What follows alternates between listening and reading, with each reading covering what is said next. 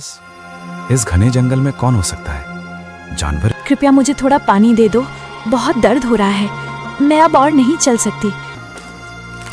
मैं एक नागिन हूँ, एक इच्छाधारी नागिन, और ये जख्म किसी जानवर के नहीं है, एक श्राप, एक बहुत भयानक श्राप है मेरे ऊपर। श्राप? कैसा श्राप? और तुम्हें ये चोटें कैसे आईं? अगर तुम नागिन हो तो तुम्हारे पास तो शक्तियां होंगी।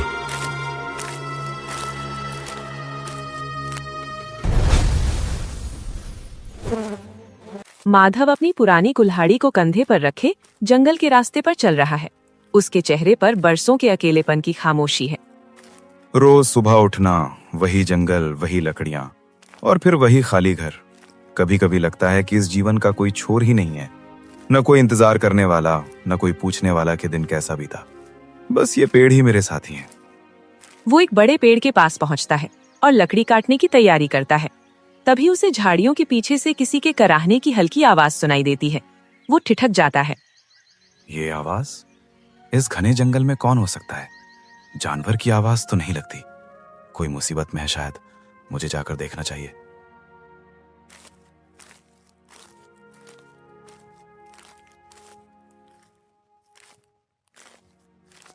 नैना धीरे से आंखें खोलती है। उसकी आंखों में गहरा दर्द और डर है। हे भगवान, ये तो कोई लड़की है, इतनी बुरी तरह जख्मी, और इस सुनसान जंगल में। सुनो, क्या तुम मुझे सुन पा रही हो? तुम्हारी ये हालत कैसे हुई? पानी, कृपया मुझे थोड़ा पानी दे दो, बहुत दर्द हो रहा है, मैं अब और नहीं चल सकती, मेरी मदद करो। घबराओ मत, मैं यहाँ हूँ। ये लो पानी पियो। मैं तुम्हें यहाँ इस हालत में नहीं छोड़ सकता। मेरा घर पास ही है, तुम्हें वहां चलना होगा। यहाँ जंगल में जंगली जानवरों का खतरा है। माधव उसे लेकर अपने घर की ओर चल पड़ता है।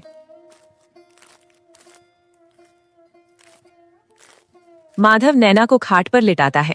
वो जल्दी से कुछ जड़ी बूटियां और गर्म पानी का कटोरा लेकर आता है। ये जंगल की दवा है, थोड़ा जलेगा लेकिन इससे खून बहना बंद हो जाएगा और दर्द में भी आराम मिलेगा। तुम चिंता मत करो, तुम सुरक्षित हो यहाँ। माधव बहुत ही सज्जनता से उसके घावों को साफ करता है और लेप लगाता है। मैं बरसों से इस जंगल में रह रहा हूँ, पर मैंने कभी किसी इंसान को इतनी गहराई में आते नहीं देखा, खासकर किसी लड़की को। तुम्हारे साथ ये सब कैसे हुआ? क्या कोई जानवर था या? तुम बहुत अच्छे इंसान हो, तुमने मेरी जान बचाई है, इसलिए मैं तुमसे झूठ नहीं बोलूंगी। लेकिन सच जानकर शायद तुम्हें यकीन ना आए, या शायद तुम डर जाओ। मैं बरसों से अकेलेपन के सिवा किसी चीज से नहीं डरा। तुम निसंकोच बताओ, आखिर ऐसा क्या सच है जो एक जख्मी लड़की छुपा रही है? मैं तुम्हारी दुनिया की नहीं हूँ माधव। मैं एक साधारण इंसान नहीं हूँ, मैं एक नागिन हूँ, एक इच्छाधारी नागिन, और ये जख्म किसी जानवर के नहीं है। माधव स्तब्ध खड़ा है। कुटिया में सन्नाटा छा जाता है। वो एक कदम पीछे हटता है। उसकी आंखों में अविश्वास और भय का मिश्रण है। क्या कहा तुमने? नागिन? ये कैसे संभव है? ये सब तो सिर्फ कहानियों में होता है। तुम जरूर दर्द की वजह से कुछ भी बोल रही हो। यही सच है माधव, मेरी दुनिया अलग है, लेकिन मुझे मेरी ही दुनिया से निकाल दिया गया है। एक श्राप, एक बहुत भयानक श्राप है मेरे ऊपर। श्राप? कैसा श्राप? और तुम्हें ये चोटें कैसे आईं? अगर तुम नागिन हो तो तुम्हारे पास तो शक्तियां होंगी। शक्तियों का क्या मोल जब तक तकदीर ही रूठ जाए। मुझे श्राप मिला है कि मेरी आयु बहुत कम बची है, मैं बहुत जल्द ही मर जाऊंगी, या शायद मरने से भी बदतर कुछ हो जाएगा। ये जख्म उसी श्राप की शुरुआत है। मेरी शक्तियां क्षीण हो रही हैं। माधव का दिल पसीज जाता है। वो भूल जाता है कि सामने एक नागिन है। उसे सिर्फ एक दुखियारी लड़की दिखती है। ये तो बहुत बुरा है, इतनी कम उम्र में मृत्यु का श्राप। क्या इस श्राप का कोई तोड़ नहीं है? क्या किसी तरीके से इसे खत्म नहीं किया जा सकता?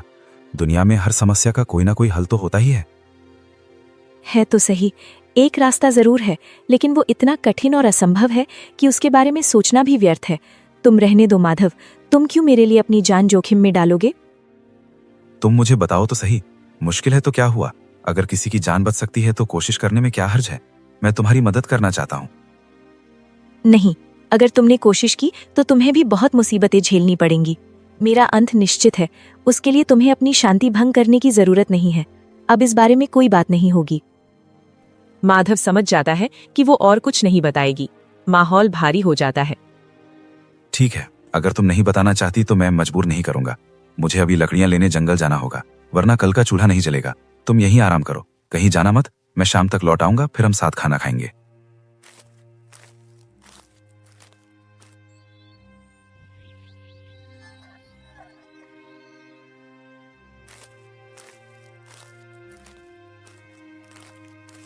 आज जंगल में बहुत देर हो गई।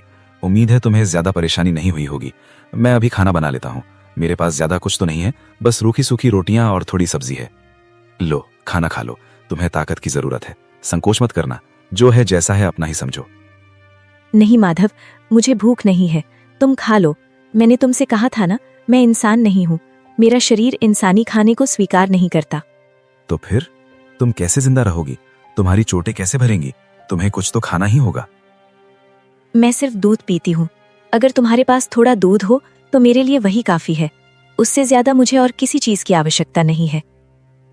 दूध? मेरे पास गाय तो नहीं है, लेकिन सुबह मैं गांव से थोड़ा दूध लाया था। रुको, मैं अभी लेकर आता हूं।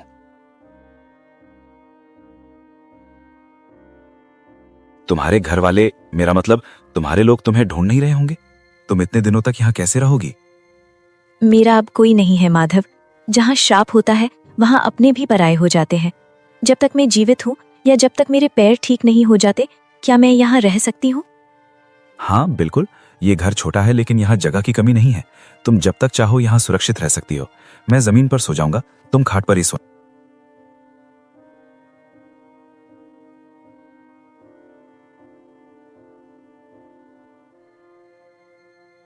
माधव रोज की तरह कुल्हाड़ी लेकर जंगल जाने के लिए तैयार है। नैना भी उसके साथ चलने के लिए तैयार खड़ी है। अरे, तुम तैयार क्यों हो गई? तुम्हें अभी और आराम करना चाहिए। जंगल का रास्ता बहुत ऊबड़ खाबड़ है। मैं अब बिल्कुल ठीक हूँ माधव। तुम्हारा दिया हुआ सहारा और सेवा काम आई। अब मैं तुम्हारे घर का मुफ्त का अन्न, मेरा मतलब दूध, नहीं पी सकती। मैं भी तुम्हारे साथ चलूंगी। लकड़ियां काटने में तुम्हारी मदद करूंगी। तुम लकड़ियां काटोगी? ये तुम्हारा काम नहीं है, तुम घर पर रहो। कम मत समझो मुझे, मैं नागिन हूँ। भूल गए? मुझ में साधारण इंसानों से ज्यादा ताकत है। चलो, देर हो रही है।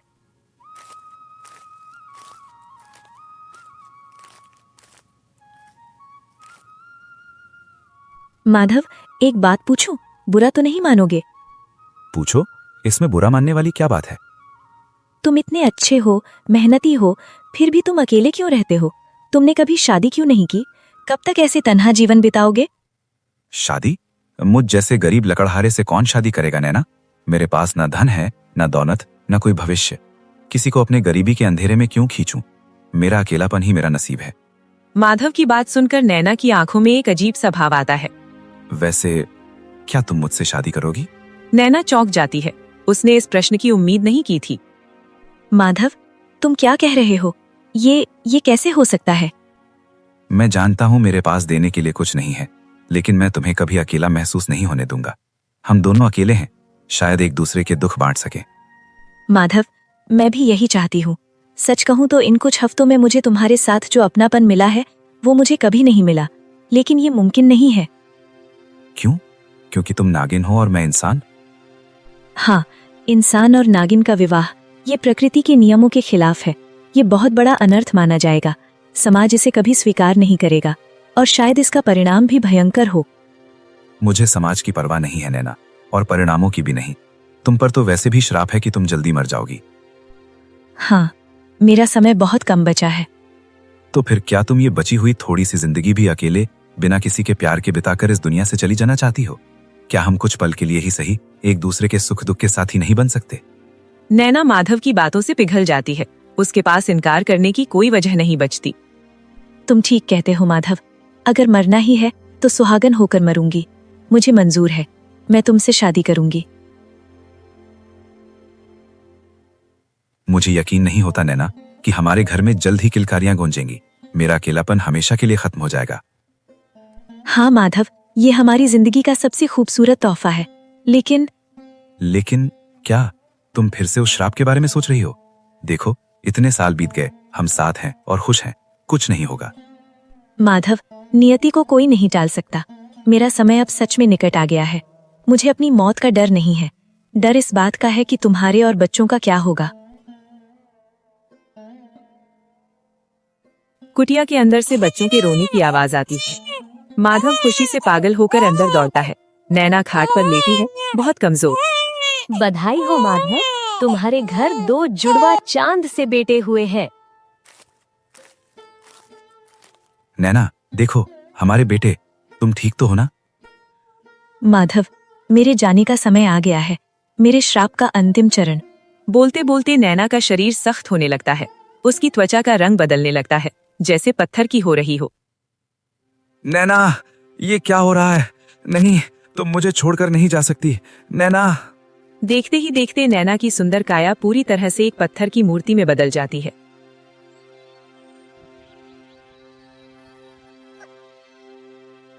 चुप हो जा, चुप हो जा। मैं क्या करूं? तुम्हारी माँ चली गई। मैं इतना गरीब हूं कि खुद का पेट नहीं भर पाता। तुम दोनों को कैसे पालूंगा? किसके सहारे जीऊंगा मैं? माधव एक कठोर निर्णय लेता है। उसकी आंखों में आंसू और पागलपन है। वो दोनों बच्चों को लेकर नदी की तरफ चल पड़ता है। नहीं, मैं दोनों को नहीं पाल सकता। दोनों भूखे मरेंगे। एक को मुझे त्यागना होगा। शायद कोई अमीर इंसान उसे पाल ले, उसका नसीब सुधर जाए। मैं सिर्फ एक को ही अपने साथ रख सकता हूं। रुक जाओ मूर्ख, ये क्या अनर्थ करने जा रहे हो?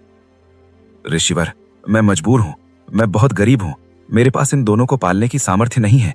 मैं एक को बेहतर जीवन देने के लिए ऐसा कर रहा हूं। तुम जो कर रहे हो उसका परिणाम तुम नहीं जानते। मैं सब जानता हूं, तुम्हारी पत्नी का सच और तुम्हारा दुख, लेकिन पुत्रों का त्याग महापाप है। तो मैं क्या करूं? दोनों को अपनी आंखों के सामने भूख से मरते देखूं? सुनो माधव, तुम्हारे ये दोनों बेटे साधारण नहीं हैं। इनके भाग्य में राजयोग लिखा है। ये दोनों भविष्य में महान राजकुमार बनेंगे और बड़े राज्यों को संभालेंगे। नियति पर भरोसा रखो, इन्हें अलग मत करो। राजकुमार? मेरी टूटी फूटी झोपड़ी में राजकुमार? मैं इन छोटी तसल्लियों में नहीं आने वाला। मुझे यथार्थ में जीना है। ऋषि के मना करने के बावजूद माधव एक बच्चे की टोकरी को नदी की धारा में धकेल देता है। बाबा, मैं बचपन से देख रहा हूँ ये मूर्ति, ये हमेशा यहीं क्यों पड़ी रहती है? आपने कभी इसे हटाया नहीं, कभी इसकी पूजा नहीं की। बस ये यहाँ एक लाश की तरह पड़ी है। आखिर ये है कौन? बेटा, वो बस एक पुरानी मूर्ति है। जंगल में मिली थी, मैं उठा लाया था। तुम इन बातों में मत पड़ो, अपने काम पर ध्यान दो। नहीं बाबा, आज आपको बताना ही होगा। गांव के लोग तरह तरह की बातें करते हैं। कोई कहता है ये मेरी माँ है, कोई कहता है आपने कोई जादू टोना किया है। सच क्या है? मेरी माँ कहाँ है? वो तुम्हारी माँ ही है बेटा, नैना। मेरी माँ? लेकिन ये तो पत्थर है, ये कैसे हो सकता है? ये एक श्राप था बेटा। तुम्हारी माँ एक साधारण स्त्री नहीं थी, वो एक इच्छाधारी नागिन थी। उसे श्राप मिला था कि तुम्हारे जन्म के बाद वो पत्थर की बन जाएगी, और वैसा ही हुआ। आर्यन सन्न रह जाता है। वो विश्वास और अविश्वास के बीच झूल रहा है। बस यही सच है। अब मुझे जाने दो, लकड़ियां काटनी है। तुम घर पर ही रहना।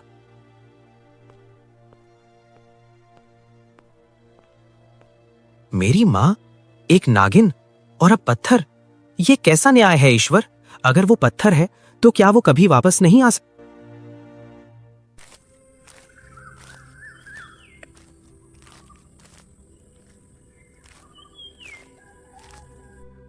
मैं जानता हूं तुम किस उलझन में हो पुत्र। तुम्हारे मन में प्रश्नों का तूफान उमड़ रहा है। आप कौन हैं? और आप मेरे मन की बात कैसे जानते हैं? मैं तुम्हारे अतीत और भविष्य दोनों का साक्षी हूं। मैं जानता हूं कि तुम अपनी मां के सच को जानकर विचलित हो। ऋषिवर, यदि आप सब जानते हैं तो कृपया मेरा मार्गदर्शन करें। क्या मेरे पिता ने जो कहा वो सच है? क्या मेरी माँ सच में पत्थर बन गई है? हाँ, वो सत्य है। श्राप ने उन्हें पत्थर में बदल दिया है पुत्र। तो क्या आप कुछ नहीं हो सकता? क्या मैं अपनी माँ को कभी जीवित नहीं देख पाऊंगा? कौन कहता है कि कुछ नहीं हो सकता? इस संसार में हर श्राप का एक अंत होता है पुत्र। तुम्हारी माँ के ऊपर लगे श्राप को भी खत्म किया जा सकता है। क्या? सच में? कैसे? मुझे क्या करना होगा? मैं कुछ भी करने को तैयार हूं ऋषिवर। ये इतना आसान नहीं होगा। ये एक कठिन परीक्षा है। इस श्राप को तोड़ने के लिए तुम्हें 7 विशिष्ट सवालों के जवाब खोजने होंगे। 7 सवाल? वे क्या सवाल हैं? वे सवाल तुम्हें समय समय पर मिलेंगे। जैसे जैसे तुम एक सवाल का सही जवाब ढूंढ लोगे, तुम्हारी माँ के पत्थर के शरीर का एक अंग वापस इंसान का बनता जाएगा। और जब तुम 7 सवालों के जवाब पा लोगे तो तुम्हारी माँ पूरी तरह से जीवित हो उठेंगी। नियति तुम्हें खुद रास्ता दिखाएगी। तुम्हें बस संकेतों को समझना होगा और साहसी बनना होगा। जाओ पुत्र, अपनी यात्रा शुरू करो। बाबा, बाबा, एक बहुत बड़ी खबर है। मैंने नदी किनारे एक ऋषि से मुलाकात की। ऋषि? कौन ऋषि? तुम बेकार की बातों में मत पड़ो। नहीं बाबा, ये बेकार की बात नहीं है। वे बहुत ज्ञानी थे। उन्होंने मुझे बताया कि माँ के श्राप को तोड़ा जा सकता है। क्या आप बकवास कर रहे हो? वो पत्थर है, पत्थर कभी जिंदा नहीं होते।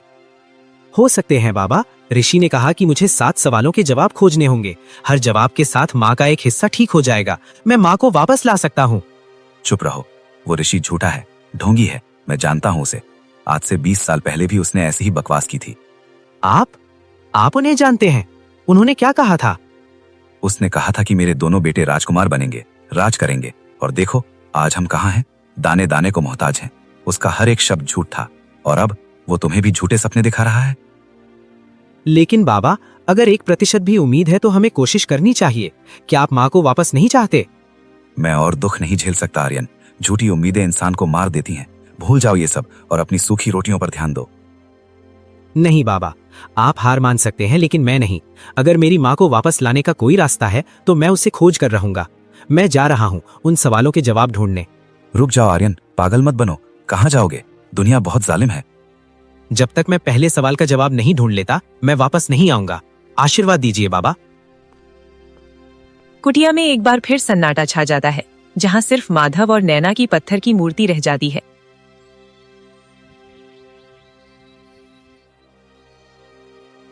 आर्यन घंटों से चल रहा है।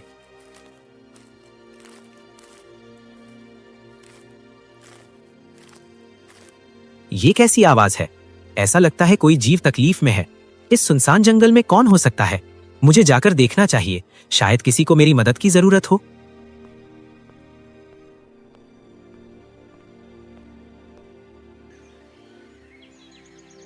नन्ही जान, तुम्हें तो बहुत चोट लगी है। तुम पर किसी जानवर ने हमला किया है क्या?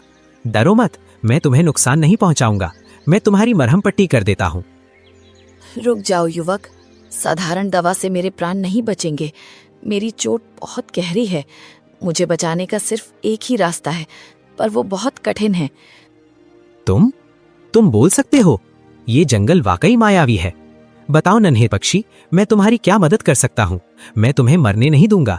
वो रास्ता क्या है? मुझे लाल पानी की जरूरत है। इस जंगल के सबसे अंधेरे हिस्से में लाल तालाब नाम की एक जगह है। अगर तुम वहां से मेरे लिए वो जल ले आओ तो ही मैं जीवित बच सकती हूँ। बस इतनी सी बात। तुम फिक्र न करो, चाहे वो तालाब कितना भी दूर क्यों ना हो, मैं तुम्हारे लिए वो पानी लेकर आऊंगा। तुम यहीं छुपी रहो। मैं अभी गया और अभी आया।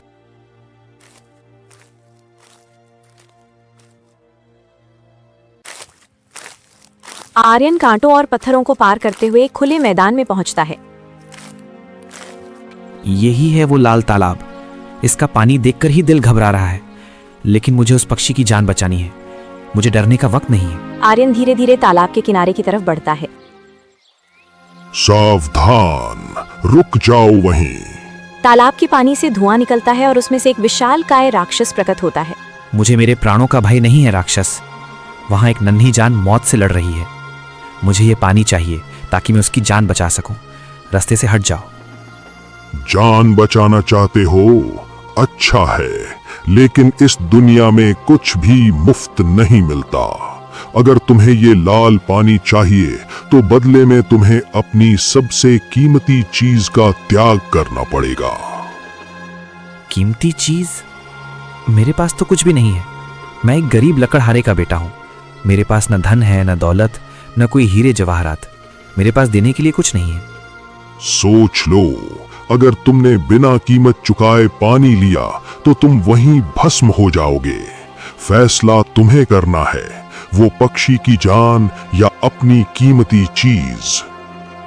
तुम सही कह रहे हो। फिलहाल यहाँ मेरी जान के अलावा मेरे पास कुछ भी कीमती चीज नहीं है। अगर किसी की मदद करने के लिए मुझे अपनी जान देनी पड़े तो मैं तैयार हूं। तो मेरी जान ले लो, पर वो पानी उस पक्षी तक पहुंचा देना। आर्यन अपनी आंखें बंद कर लेता है। आंखें खोलो आर्यन, तुमने पहले सवाल का जवाब पूरा कर लिया है पुत्र। कर्म करते जा, फल की चिंता किए बिना।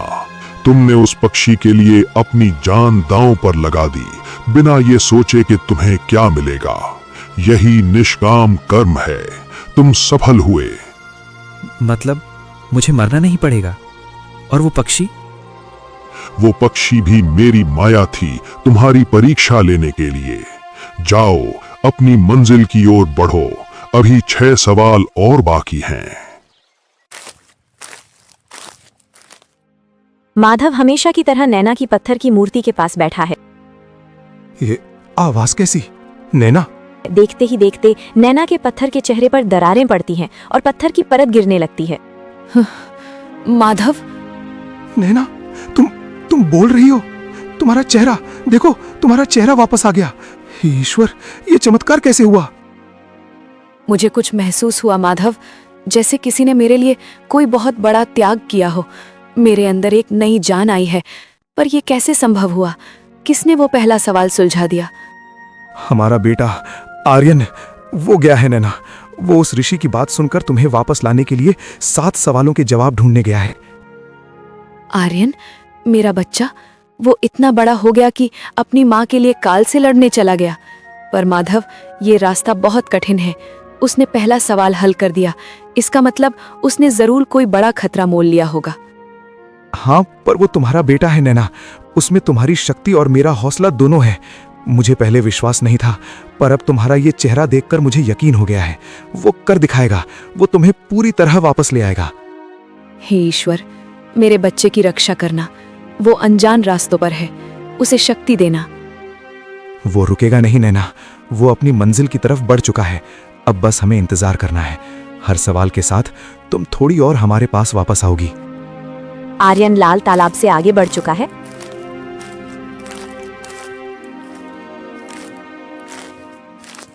ये जगह पिछले रास्ते से भी ज्यादा खतरनाक लग रही है। यहाँ का कोहरा सिर्फ आंखों को नहीं, बल्कि दिमाग को भी धुंधला कर रहा है। ऐसा लग रहा है जैसे हर पेड़ मुझे देख रहा है, हर पत्ता मेरे कदमों की आहट सुन रहा है। मुझे अपने होश कायम रखने होंगे, क्योंकि ऋषि ने कहा था कि अगला सवाल और भी कठिन होगा।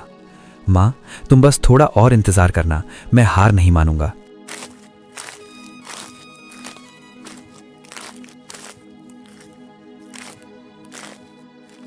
बाबा, आप इस भयानक जंगल में अकेले क्या कर रहे हैं? और आप इतना रो क्यों रहे हैं? क्या मैं आपकी कोई मदद कर सकता हूं?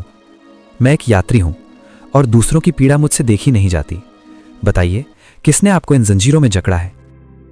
तुम मेरी मदद करना चाहते हो युवक? यहां जो भी आया वो खुद मदद का मोहताज हो गया। मुझे किसी इंसान ने नहीं, बल्कि मेरे अपने गुस्से ने यहां कैद कर रखा है। सालों पहले मैंने अपने भाई से झगड़ा किया था और गुस्से में उसे मार डाला। तब से मैं इस जंगल में भटक रहा हूं। अगर तुम आगे जाना चाहते हो तो तुम्हें मेरे क्रोध की गुफा से गुजरना होगा। क्रोध की गुफा? अगर मेरी मंजिल उस गुफा के उस पार है तो मैं उससे गुजरने के लिए तैयार हूं। मुझे बताइए बाबा, वो गुफा कहाँ है और मुझे वहां किस चीज का सामना करना होगा? मैं किसी भी राक्षस या मुसीबत से लड़ने के लिए तैयार हूं, क्योंकि मेरे पास खोने के लिए समय नहीं है। वो देखो, वो है प्रतिशोध की गुफा। वहां कोई राक्षस नहीं है। वहां तुम्हारा सबसे बड़ा दुश्मन तुम्हारा इंतजार कर रहा है। अगर तुम उस गुफा से जिंदा बाहर निकल आए तो तुम्हें तुम्हारे दूसरे सवाल का जवाब मिल जाएगा। लेकिन याद रखना, वहां तलवारें काम नहीं आती। आर्यन गुफा के अंदर कदम रखता है। स्वागत है आर्यन। तो तुम हो वो महान बेटा जो अपनी माँ को बचाने निकला है। कितना बेवकूफ है तू।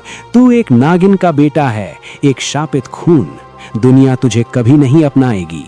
तेरे पिता ने तुझे नदी में फेंकने की कोशिश की थी, याद है? फिर भी तू उनके लिए अपनी जान दे रहा है। चुप रह, तू मेरे पिता के बारे में कुछ नहीं जानता। उन्होंने जो किया वो उनकी मजबूरी थी, उनका प्यार था। तू मेरे मन का वहम है। मुझे कमजोर करने की कोशिश मत कर। मैं यहाँ सच्चाई की तलाश में आया हूँ, तेरे झूठ सुनने नहीं। हट जा मेरे रास्ते से। सच्चाई? सच्चाई ये है कि तेरे अंदर भी वही जहर है जो तेरी माँ के अंदर था। देख अपने गुस्से को। तू मुझे मारना चाहता है ना?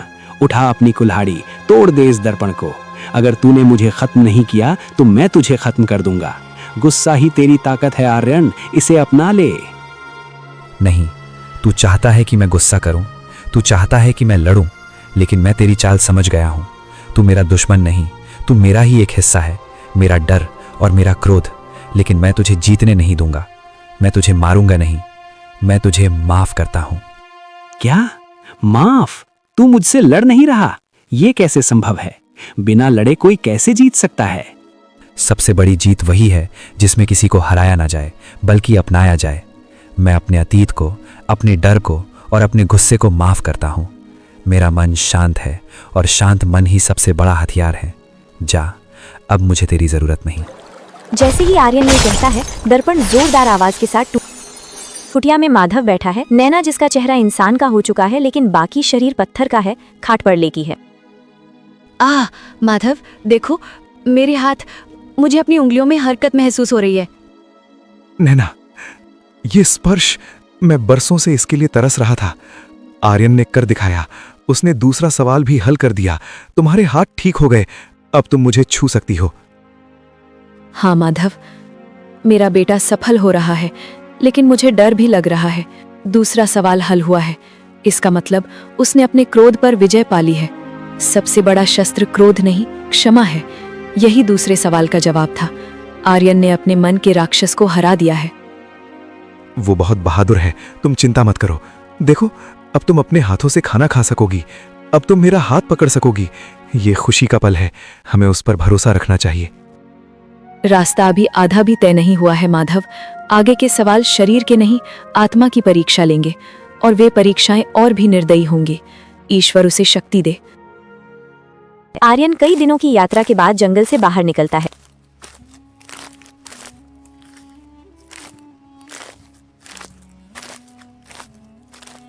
ये कैसी जगह है?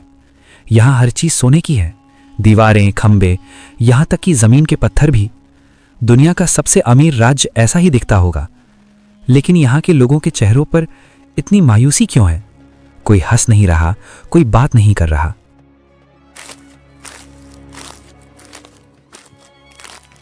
भाई, ये क्या कर रहे हो? तुम्हारे हाथ में सोने का कटोरा है, तुम अमीर हो, फिर तुम मिट्टी क्यों खा रहे हो? क्या यहां भोजन की कमी है? सोना? हाँ, हमारे पास बहुत सोना है, लेकिन सोना प्यास नहीं बुझाता, सोना पेट नहीं भरता। इस गांव को एक श्राप मिला है, मिदास का लालच। हम जिस चीज को छूते हैं या जो भी फसल उगाते हैं वो सोने की हो जाती है। हमारे पास दौलत तो बेशुमार है, लेकिन हम भूख से मर रहे हैं। ये तो भयानक है, दौलत ही तुम्हारी मौत बन गई है। हेलो दोस्तों, वीडियो पर डबल टैप करके पेज को फॉलो जरूर करें। कमेंट में बताएं मूवी कैसी लगी।